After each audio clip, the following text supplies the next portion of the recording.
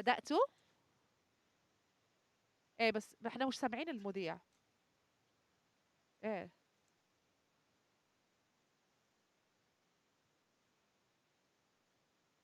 ايه بس احنا مش سامعين.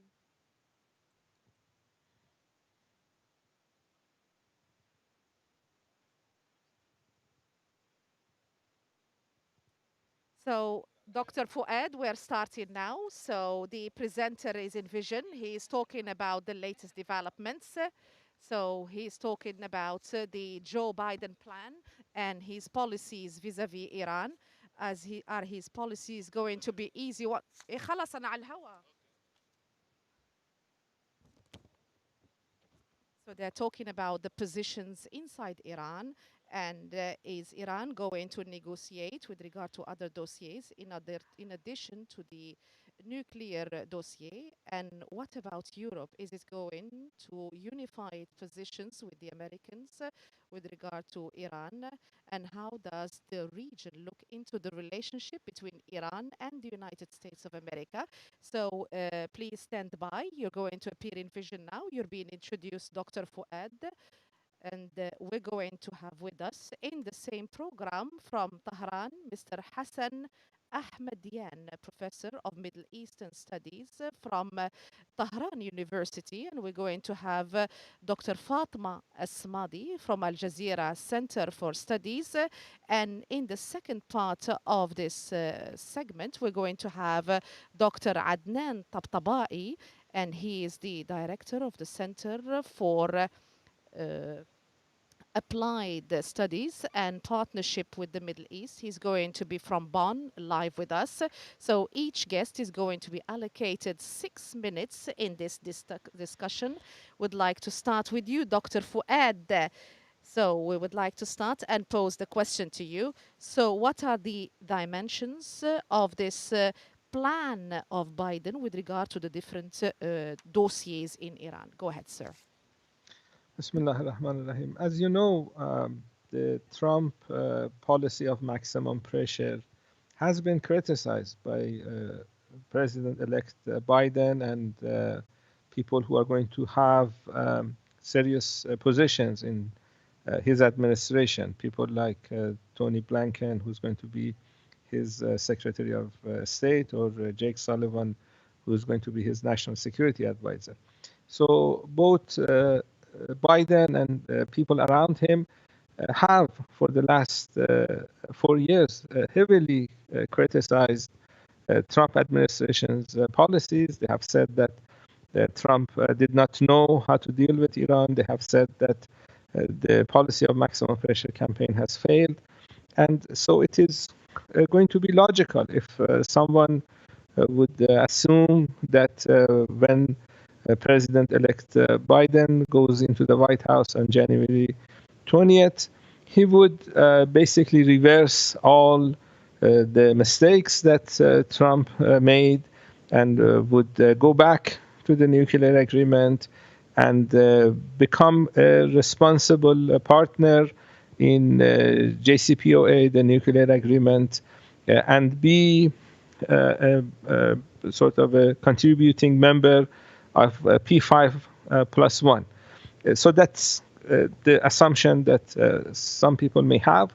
There is only one problem, and the problem is that although President-elect Biden has criticized Trump, we are hearing voices by him and some people around him that maybe all the sanctions that Trump put on Iran was not really a bad idea.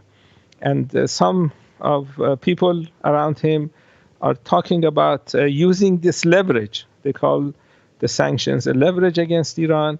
And they say that why not keep some of the Trump sanctions and then keep some of the pressure on Iran so we can get more concessions out of Iran on issues that are of concern to the United States, like Iran's regional policy in the Middle East, or Iran's missile program, military capabilities.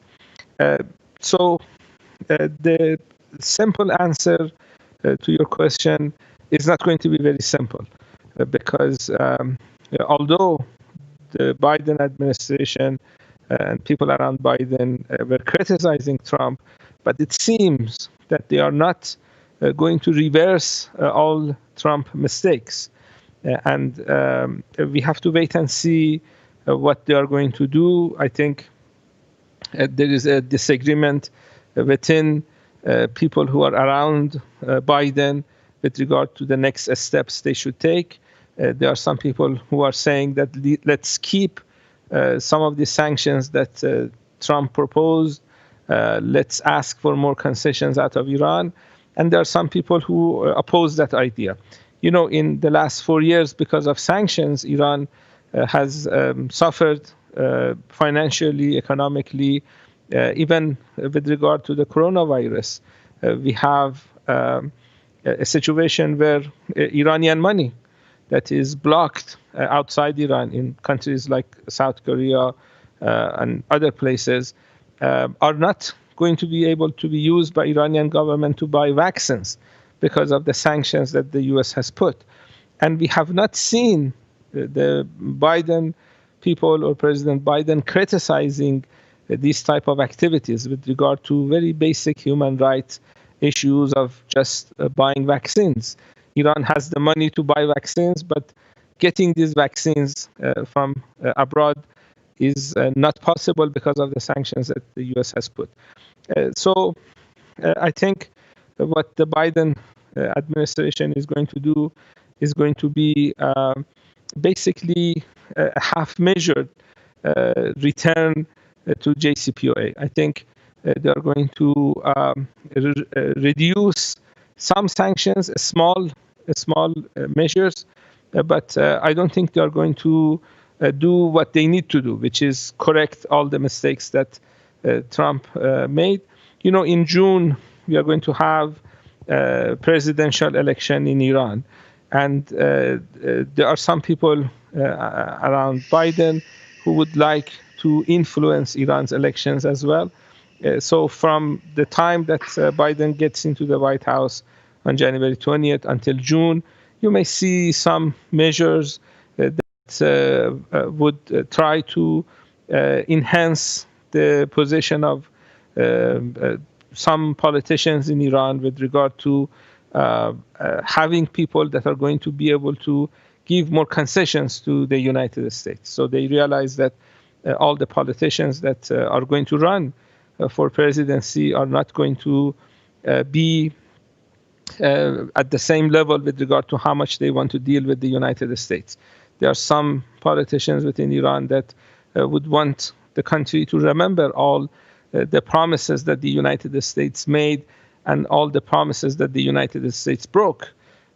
So there are certain politicians in Iran that oppose negotiating with the United States, given the very dangerous activities that the U.S. has engaged in recent years. And on the other hand, you will have some people who may be close to President Rouhani, who have maybe negotiated on the nuclear agreement, people who like the nuclear agreement, and they would want to talk to Iranian public in terms of what President Rouhani did 4 years ago and 8 years ago, which is improving relations with the outside world. So that is going to be an issue. I think what's going on in the region is going to be another matter that the Biden administration is going to be concerned about. As you know, Biden and some people around him have criticized countries like Saudi Arabia for their foreign policy, for their war in Yemen, for their failures in Syria and Iraq, and for their fighting with the Qatari government. So given these developments and given the normalization process that you see in a number of Arab countries, I think that is going to be another issue that is going to affect Yes, sir. Yes, Iran-US sir. relations. Yes, sir. Thank you.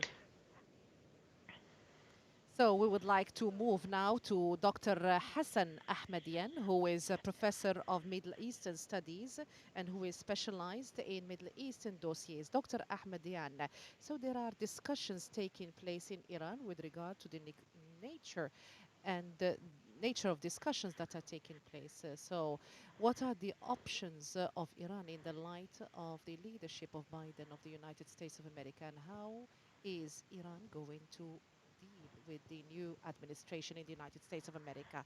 So there are differences, there are different readings in Iran when it comes to the election of President-elect Biden and the change that we're going to witness in the White House. So I think that there are different and diverse views with regard to the administration, and this is the result of the policies of Trump. This is the result of the maximum pressure that was exercised by Trump vis-a-vis Iran and the team that has been elected. It is the first one that started with the sanctions that were imposed on Iran during the Trump era. That is why what has been done by Iran through uh, freeing himself from the nuclear deal, this is going to have its repercussions on the way Iran is going to deal with the United States of America. So there are persons who are optimistic within Iran, and there are others who are pessimistic vis-a-vis what is happening. So there are people who are optimistic who say that there is a president that has left the administration and a new president that is going to be ruling the United States of America. And some see in that many opportunities. So what we can understand from an official perspective is that there is a lot of caution with regard to the way the Biden administration is going to deal with Iran. So, as Dr. Fuad had said, there are some officials in his foreign policy team who talk about maximum pressure imposed or to be imposed on Iran, and so many see in that a continuation of the Trump policy vis-a-vis Iran, and this is going to have an impact on the way Iran is going to deal with the coming administration. With regard to the options that Tehran has, I think in this current phase, the options are no different than the options that existed in the previous phase. So we have had two main incidents in the last 2 years. So we have had the resistance and also return to diplomacy if the United States of America resorts to diplomacy once again. And these two options are going to continue, and this is going to depend on what is going to be exercised by the coming administration.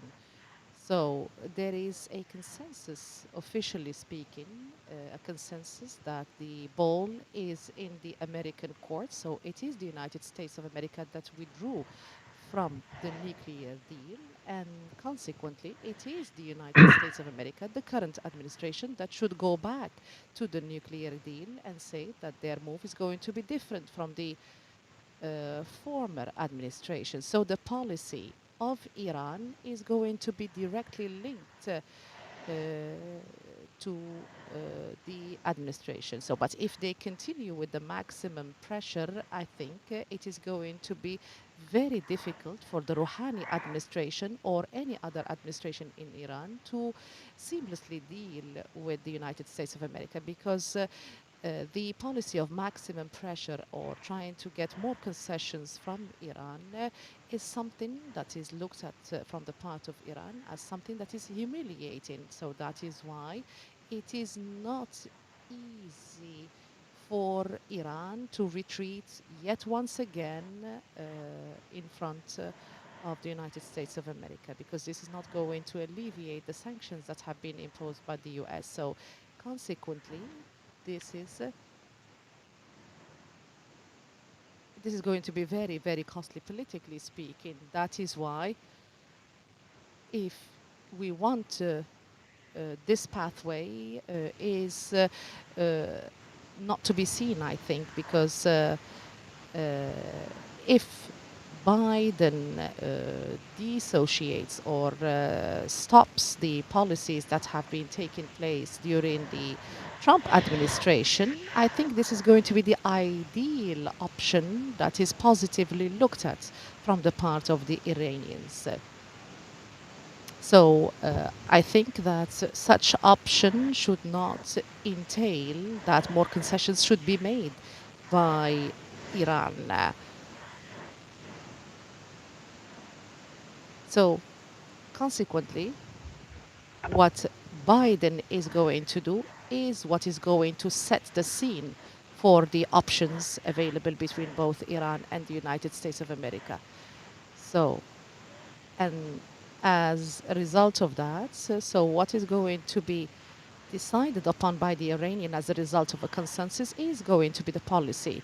So what is announced by Rouhani and by the supreme leader, both of them think that if the United States of America goes back to its commitments, then Iran is going to follow suit.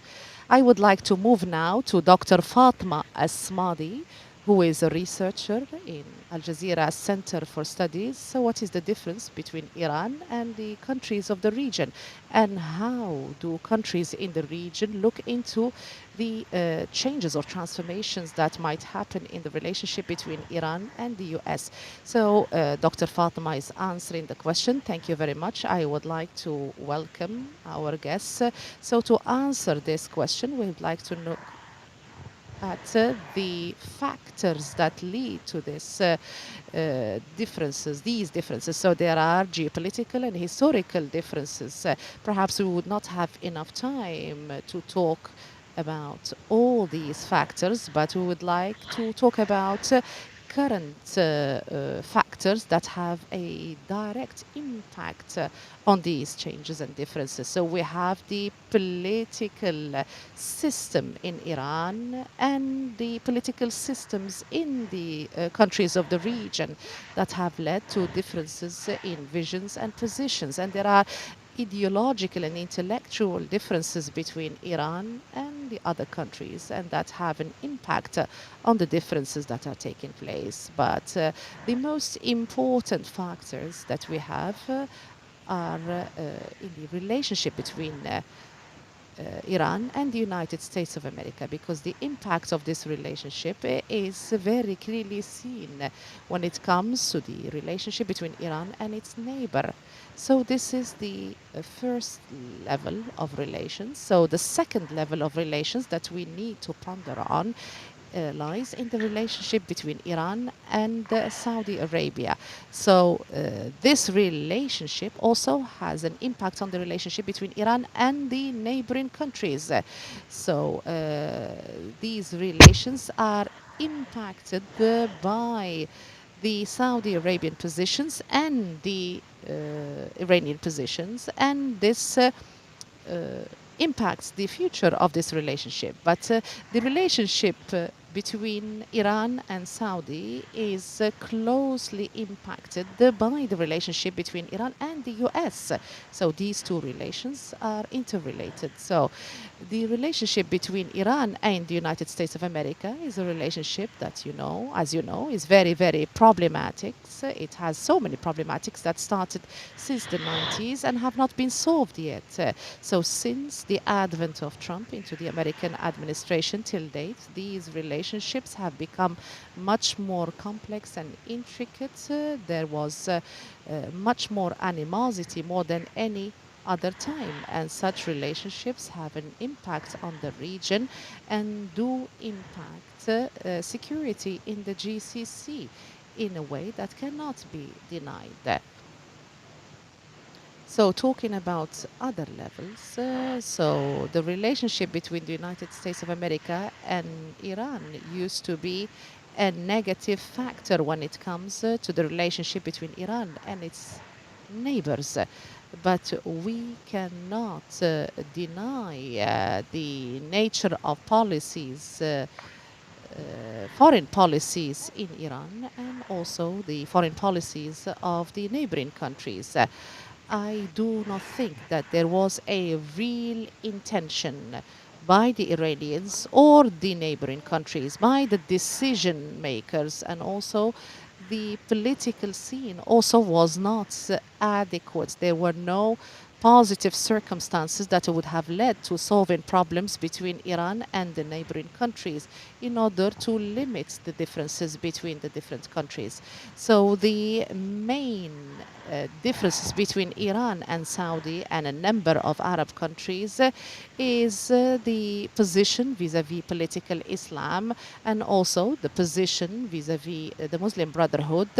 Iran does not look at the Muslim Brotherhood in the same animosity that Saudi Arabia sees this group or the Emirates. So Iran, despite the rift in relations between Iran and the Muslim Brotherhood after what has happened in Syria, despite all that, Iran still sees Muslim Brotherhood as a political party that has a very large presence in the region and sees it as one of the manifestations of political Islams. If we look at the Iranian Republic, it is the outcome of political Islam also. So this is one of the differences that are very, very important. Also, we have another issue, which is the position vis-à-vis the Palestinian cause, particularly in recent years.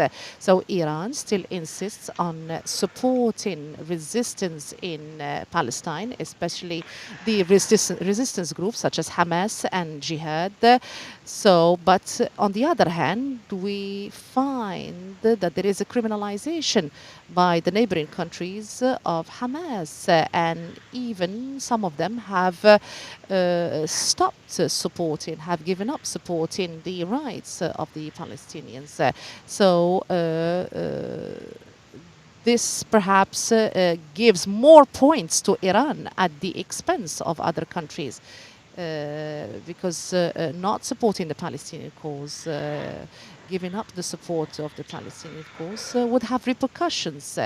So if the relationship, when the nuclear deal was signed in 2015, there were so many expectations and so many expectations foresaw that this is going to impact the relationship between Iran and Saudi Arabia and the majority of the Arab countries positively.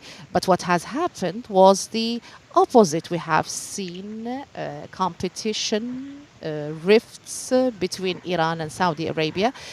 Such competition has increased. So this is testament to the weakness of the relationship, the situation on the ground.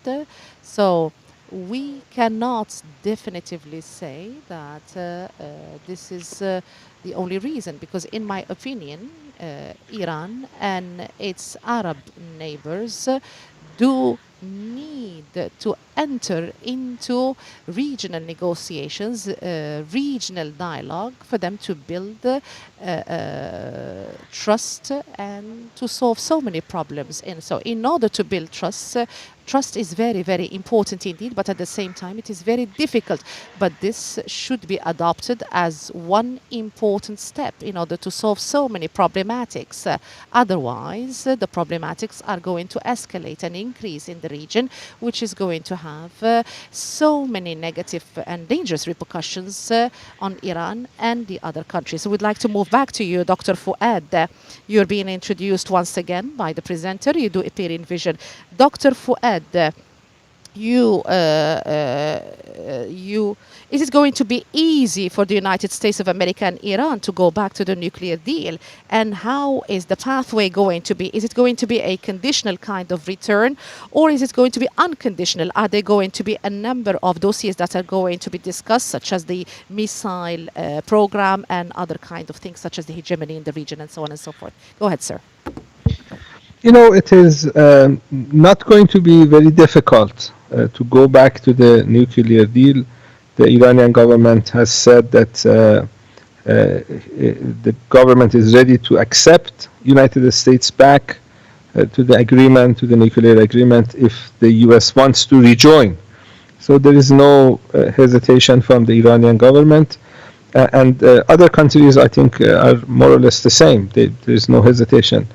The question very much depends on what policy the Biden administration will decide to have with regard to Iran.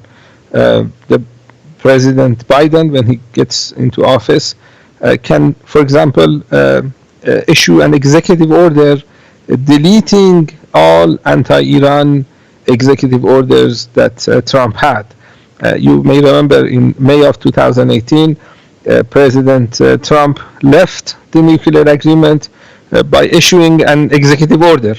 So what President Biden could do is issue a new executive order, and within the structure of the US government, it is possible for a new president to dismantle all executive orders of the previous president if he or she wants to. The question is whether President Biden actually wants to do that or not. We don't know. I think he should. After all the criticism that the Biden administration had with regard to Trump Iran policies, what they should do on the first or second day of taking office is to get rid of all Trump policies as much as they can. Whether they will do that or not, I don't know. As I mentioned earlier, there are some people around Biden who want to keep some of these sanctions as leverage against Iran. Another issue of concern are sanctions against Iran that are passed by the US Congress. Now, as you know, the US president cannot dismiss sanctions or laws that are passed by the US Congress. And there is a problem in US Congress with regard to Iran. As you know, the American politician Pat Buchanan some years ago called the US Congress Israeli occupied territory. So the Israeli lobby is quite strong in the US Congress, and I think the Israeli lobby, Netanyahu, if he survives his election, and other anti-Iran forces in Washington, including the Saudi lobby, will work very hard to prevent the sanctions that are in the US Congress to be lifted or be taken out. So there are some complications there. But what President Biden could do is to show goodwill.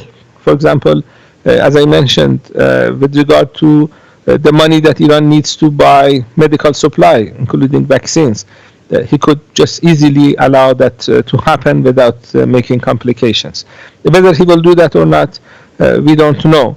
And with regard to regional policies, we know that President Biden has criticized policies of Saudi Arabia and some other states in this part of the world. How much that criticism will stay when he actually becomes president, we have to wait and see. We know that he has criticized some of Israeli policies with regard to abandoning the two-state solution. Whether he will reverse some of the policies of Trump administration with regard to Israel, I doubt it, but we have to wait and see.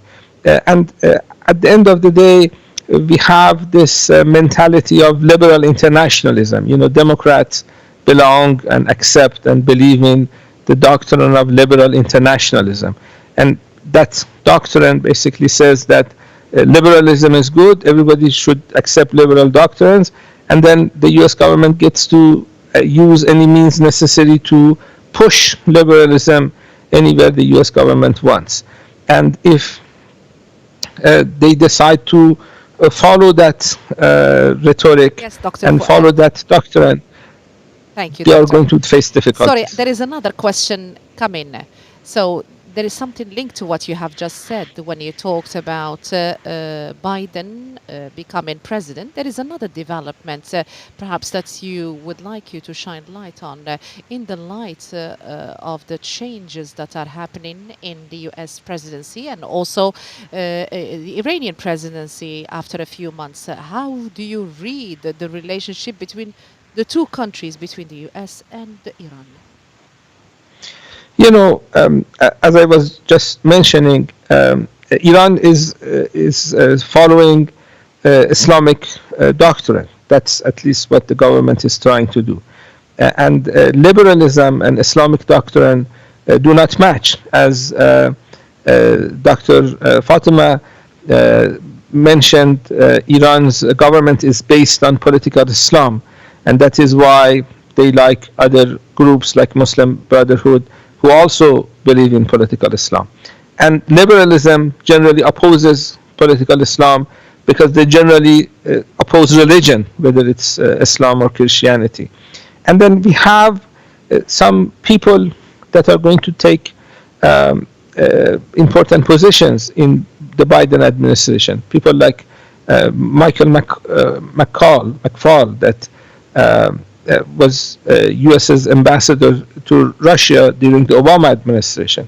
And this is what they say, that until Iran becomes a liberal country, then this hostilities between Iran and United States will continue.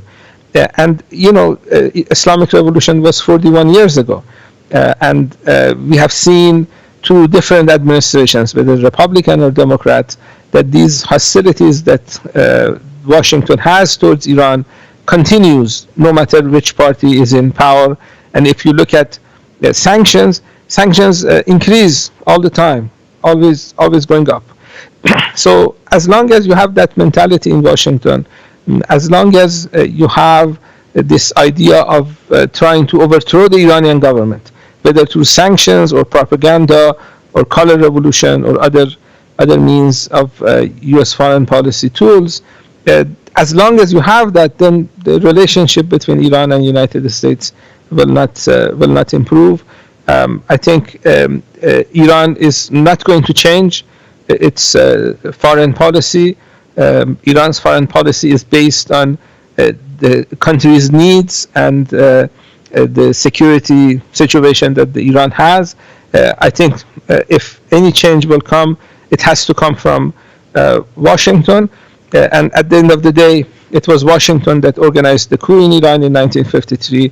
It was Washington that supported Saddam Hussein's war against Iran for 8 years. It was Washington that is imposing a lot of sanctions on Iran.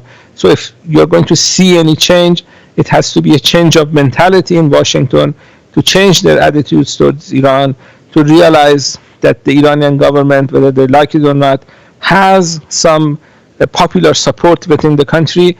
You know, the anniversary of Qasem Soleimani's assassination is going to be in a few days. You remember last year, millions of people showed up on the streets to respect and commemorate and show their alliance towards General Soleimani. So as long as they don't realize the real Iran, the way Iran really is, you're not going to see any improved relations. But as soon as they realize that their policies of the last 40 years, not just the last 4 years, the policies of the last 40 years has failed, then you may be able to see some change in U.S. policy towards Iran. And hopefully during the Biden administration, we see a new government in Washington that's not going to repeat the mistakes of the past presidents. Dr. Fuad, please stay with us. Now we're going to move to Dr. Hassan Ahmadian. So, Dr. Ahmadian, so Hassan Rouhani is going to be leaving office in less than 6 months. So, do you think that things are going to be postponed until the newcomer is elected and until a new president is elected in Iran?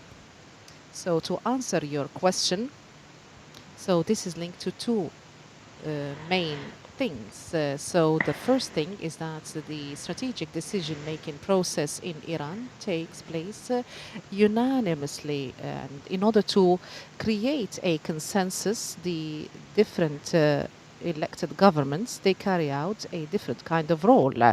So the different administrations, as per the traditions followed in Iran, normally the Iranian administrations in the last months become weak in the sense that they cannot Yes, finally. Hi. create any consensus or difference on the agenda.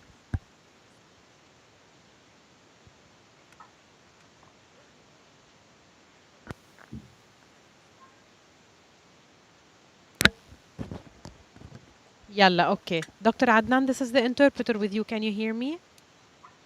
Yes, I can hear you. Hi.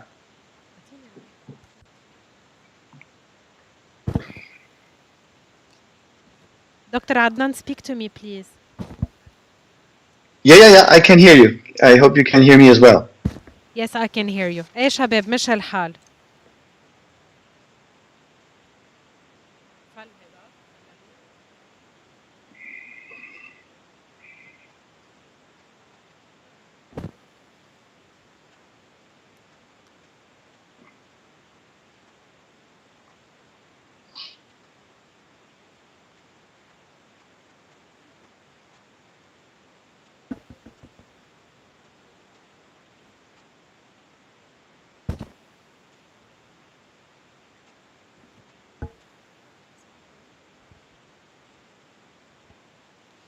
So, sir, we have one guest now speaking. I will start the translation for you, okay? Mm-hmm. So, we have to force the other party to commit. I think he's talking about the nuclear deal. Uh, Yeah. So linking the nuclear file to other dossiers is not acceptable. Saying that either the US returns to the nuclear deal or no other agreement could happen is not acceptable. Talking about Iran including in this deal its military and ballistic missile program, all this is going to be rejected by Iran. And this is something that we've been hearing in President Rouhani circles, knowing that this is a moderate administration in Iran. So all these things that are agreed upon are the ones to direct and orient the policy of President Rouhani. I don't think we are to expect any sudden and big change in Iran's positions. All this is also built on something else. The Iranian strategic circles today, there's a feeling that time is in the interest of Iran for two reasons. First, the Iranian nuclear program is already operational today. Iran didn't return to this commitment due to the commitment of the United States, and therefore this program continues during this breakout time, which is what the US administration is concerned with. So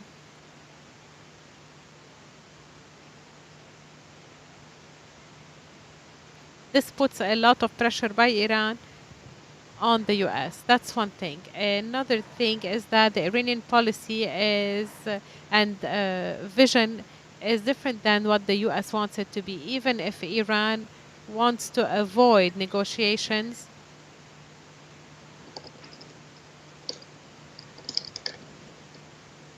this would give more chance to the US administration. We would like now to ask Mr. Adnan Tabatabai, you are being introduced. And welcome in this dialogue. We apologize for this delay we had. Dr. Adnan, after Trump has withdrawn from the nuclear deal, the 5+1 deal, the EU played a very important role in preserving the minimum agreement, even though there were a lot of voices inside Europe that were against this. How do you see all these differences in the European positions? Well, what we have to say is that in terms of political statements, in terms of the overall political position, Europe clearly rejected the policies brought forward by President Trump. And they tried to create some sort of a legal framework that would allow European businesses to continue their trade relations with Iran. And they also at least expressed the willingness that Iran basically reaps the benefits of its compliance by the JCPOA, by the nuclear deal, in spite of the US leaving it. But we have to say that regardless of the political messaging, the Europeans have not been able to deliver. European businesses were very compliant to the US sanctions regime. There was no way that the European governments were able to ensure that European businesses are protected from US sanctions when they do business with Iran. So there is huge disappointment in Tehran, in the policy circles, over the maximum pressure on the one side and the minimum delivery of the Europeans on the other side. This brings us into a position that today, when there are considerations about how to maybe restore the nuclear agreement, the Iranians do not really see any hope in the Europeans, or they do not bank on the Europeans. They believe that, in my understanding, policymakers in Iran know that either there is a formula and a solution with Washington, with the incoming Biden administration, or there will be no JCPOA at all. I'm saying this because I would like to emphasize that the solution, or let's say the only possible entry point to the JCPOA, would be that Tehran and Washington find a common way. The Europeans, in my view, are currently not very relevant. This is all up to Tehran and Washington to be solved.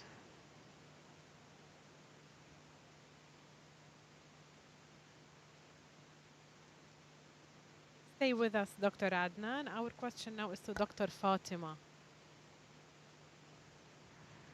Dr. Fatima, how does Iran read Israel being a stakeholder and a main player in the Gulf region? How would this affect Iran's neighborhood policy? Regarding the very important 2020 development on the normalization with Iran, it greatly affects the future of the relationship.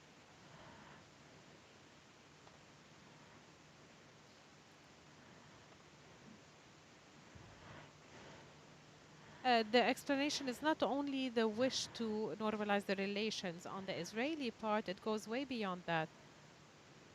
It targets Iran's geopolitical position. For example,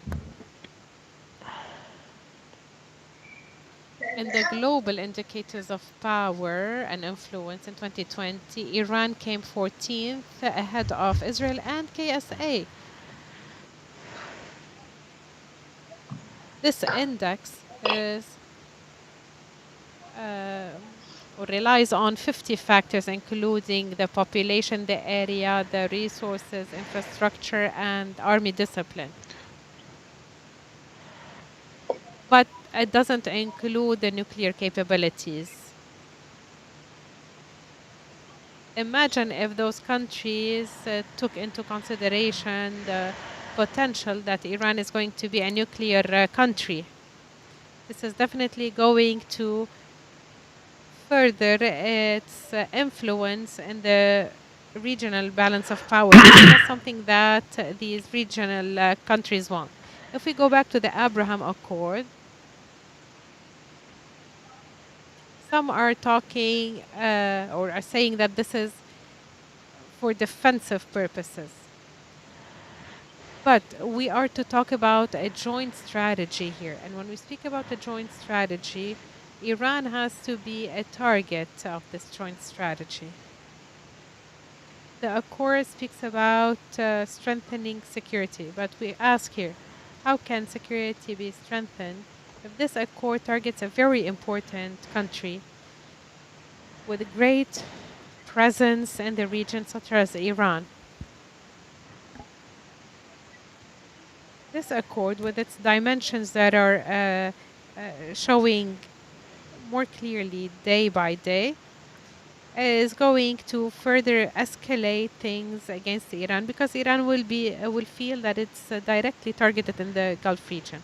That's one thing. Another thing, those countries are relying on Israel for protection. This, in my opinion, is an illusion. Israel could never protect these countries and provide them with the security that they need. But Israel is going to use this, and they're going to use these countries on more than one level. From an economic perspective, many Israeli reports speak about consumption markets in these countries for the Israeli products. So Israel is going to use that for its own welfare and prosperity. Also, these countries will be used as a battleground for the conflict between Israel and Iran. So these countries will become a place for confrontation with Iran, and they'll turn into a gray area where Iran confronts Israel.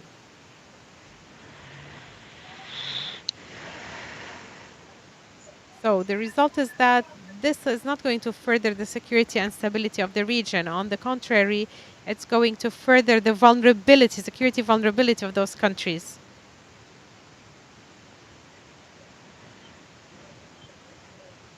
Also, it's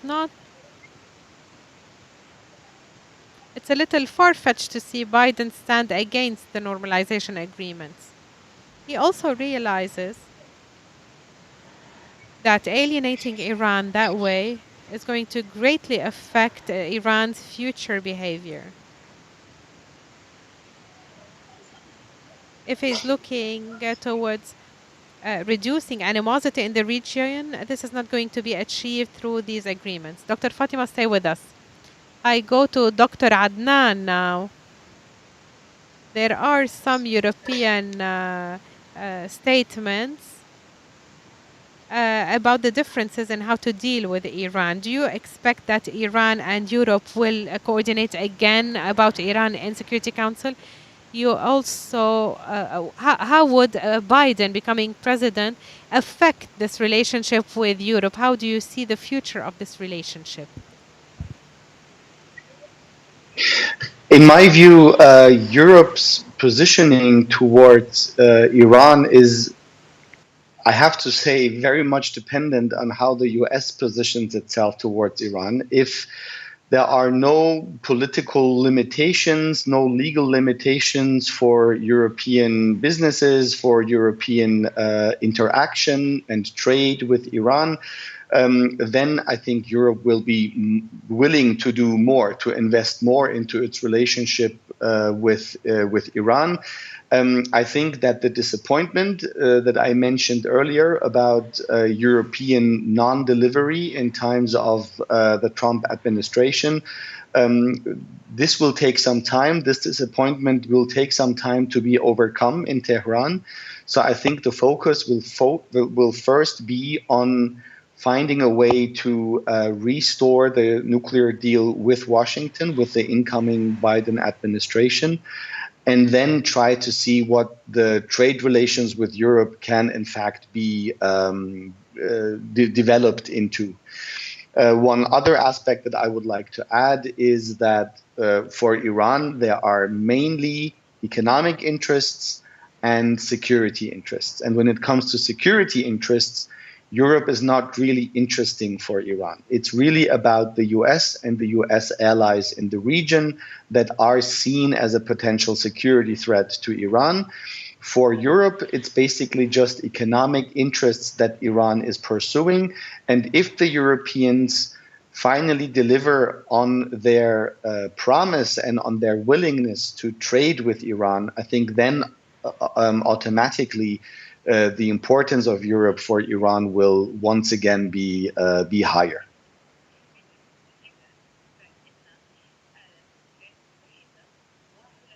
Now we're talking about the future. Dr. Adnan, I would like to start with you. If we had spoken about the relationship between Europe and Iran, we also spoke about the Saudi-Iranian relations and the US-Iran relations. How do you see the future of these relations, specifically between Iran and the US on one hand, and Iran and Saudi Arabia? In 2 minutes only, sir, briefly. Yes, I have to say that Iran's policy towards Saudi Arabia is always run through the prism of Iran's policy towards the US. So Iran will at all times see what is the US policy towards itself, what is the US policy towards Iran, and through that define its policy towards Saudi Arabia. The reason for that is that Tehran perceives Saudi Arabia's policy towards Tehran as being dependent on Washington, and should now, with the incoming Biden administration, be the potential for improved relations between Iran and Tehran, or at least de-escalation between Tehran and Washington. I will also expect relations between Tehran and Riyadh, between Iran and Saudi Arabia, to improve. But this will very much depend on the future of US policy towards Iran.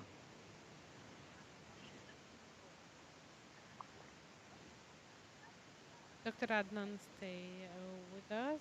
I would like to ask now Dr. Hassan Ahmadian, also about understanding the future of the relationship in light of the changes in the US presidency, and also the upcoming Iranian presidential elections. How do you see the future of the relations between those two countries? It has to do with the different changes that are going to happen using maximum pressure. لا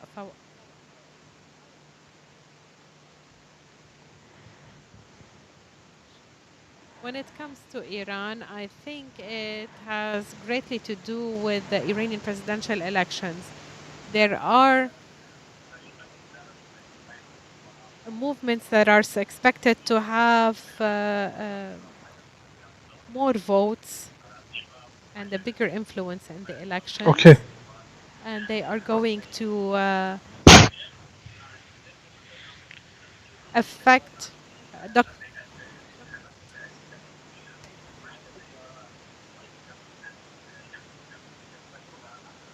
Dr. Fuad, can you... Okay, لحظة. Dr. Fuad, can you Yeah, hear I can me? hear you. Okay, very good. Yes, I can. سمعنا ماشي الحال. The confrontation with the United States regionally and internally, and this is going to greatly affect the future of the relations between the two countries. If this is the international approach of Iran, I think that Iran is going to build its military resources. Economically, it's going to expand, and regionally confrontation will further happen. And as Dr. Fatima has mentioned, these countries will become scenes of confrontation and of conflict. These countries that have accepted to normalize with Israel, and the confrontation will continue. But this is also one of the scenarios that we wish don't happen. But in my opinion, this has to do with how President Biden will deal with Iran lately. خلاص. Now to Dr. Fatima Asamoah. Dr. Fatima, we are still looking for the future, and with the latest developments that happened in the US and the changes in the Iranian presidency, how do you see the future of the relationship between the US and Iran?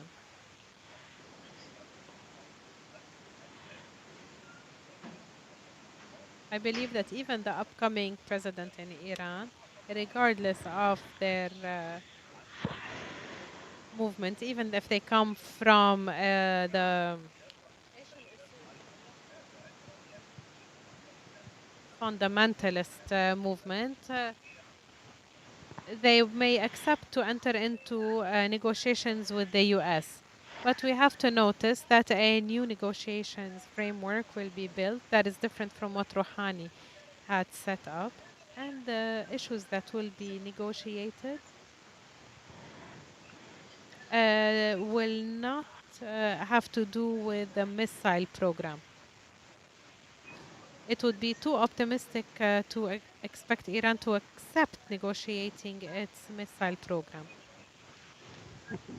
Iran, however, has sent clear indications that it may accept to enter into a regional negotiation, and this is a good chance to resolve very thorny regional issues such as Yemen. Iran may contribute to a political solution in Yemen, but this is also dependent on the position of other countries that, who are involved in Yemen. In my opinion, I don't think this is going to happen expeditiously.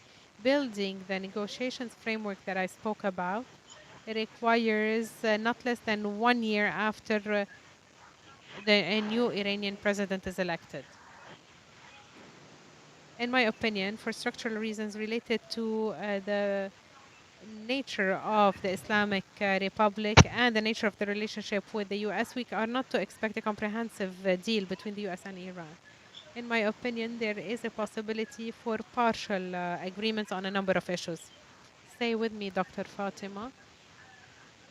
Also, and the last question to Dr. Fuad Izzet in Tehran, who is specialized in the Iranian-US relations. Dr. Fuad, we are still talking about the future, and in light of the political developments happening in the US and what is to be expected in the Iranian presidential elections.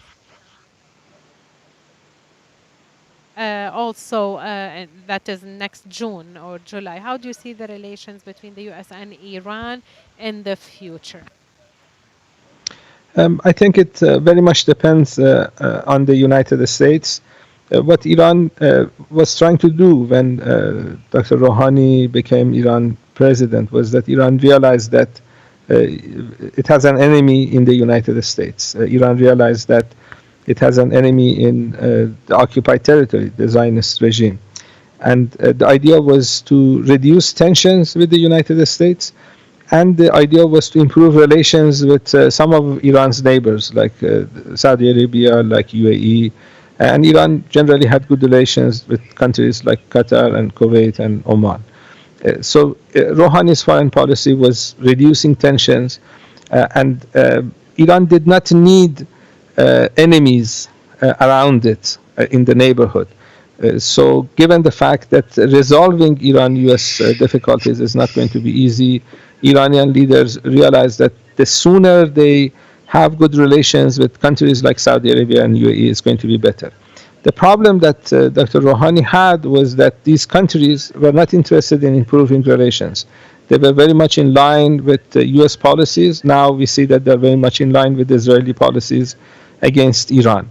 And as long as you have this setting that the US has animosity towards Iran, Israel has animosity towards Iran, Saudi Arabia has animosity towards Iran, UAE does the same, then improving relations or being optimistic is not going to be a very good thing to do. It's not going to be that easy. The Biden administration has a chance to correct some of the past mistakes that the United States has, but I'm not very optimistic about the Biden administration because we know that the Democrats also more or less follow this mentality of international liberalism, and they want to impose their will on Iran. They have been doing that for many, many years, many, many decades. And as long as they change that policy, I'm not very optimistic about the future of Iran-US relations.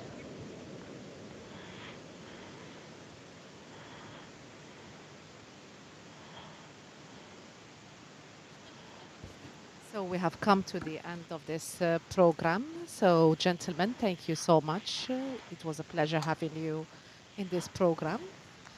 So the topic, he's reminding the guests about the topic that was discussed, and you're being thanked, Dr. Fuad, Mr. Adnan Tabatbai, and uh, and from Tehran, Dr. Dr. Hassan Ahmadian, and from Doha, Dr. Fatima Asamoah, researcher in Al Jazeera Center for Studies. Thank you very much, gentlemen. It was a pleasure hosting you, and we look forward to having you once again in our programs in the future. Thank you so much. Thank you for the translation. Thank you. It was a pleasure. Thank